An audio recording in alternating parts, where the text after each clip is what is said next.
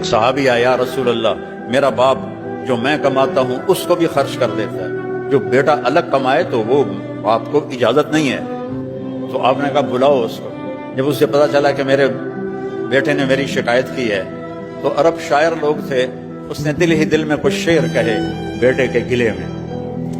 تو جب وہ مسجد میں آیا تو جبریل آ گئے، یا رسول اللہ فرما رہے ہیں اس کا آپ کیس بعد میں سنیں، اس سے کہیں پہلے وہ شعر سنائے جو زبان سے نکلے نہیں، کانوں نے سنے نہیں، عرشوں پہ اللہ نے سن لیے ہیں۔ تو آپ نے جب اس سے پوچھا، کہنے لگا اشہد انک رسول اللہ، یا رسول اللہ میں گواہی دیتا ہوں آپ اللہ کے رسول ہیں۔ اللہ کی قسم کچھ دکھ بھرے جذبات نے الفاظ کا روپ دھارا، لیکن وہ میری زبان پہ نہیں آئے، میرے دل میں آئے اور آ کے گزر گئے، آپ کے رب نے وہ بھی سن لی۔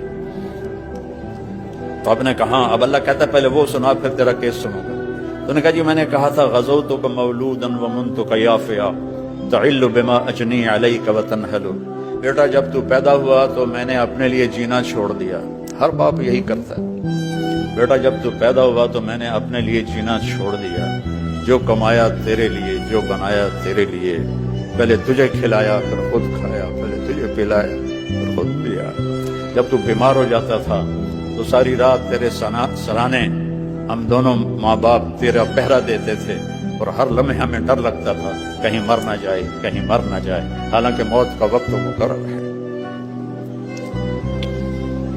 پھر ایسا ہوا کہ عمر گزرتی گئی، میں بوڑھا ہوتا گیا تو جوان ہوتا گیا، تیرا تنا سیدھا ہو گیا، میرا تنا جھک گیا، میرے ہاتھ میں لاٹھی آ گئی، تیرے پاؤں میں طاقت آ گئی، اور میرے سوچوں میں یہ بات آئی جیسے میں بچپن میں اس کو انگلی پکڑ کے چلاتا تھا، کبھی کندھوں پہ بٹھاتا تھا، کبھی گود میں، اور اس کے لیے ساری رات میں مزدوری کرتا تھا۔ لیکن ایک دم میں نے کیا دیکھا کہ تیری آنکھیں ماتھے پر چلی گئیں، اور تو مجھے ایسے دیکھتا تھا جیسے میں تیرا نوکر ہوں اور تو میرا مالک ہے۔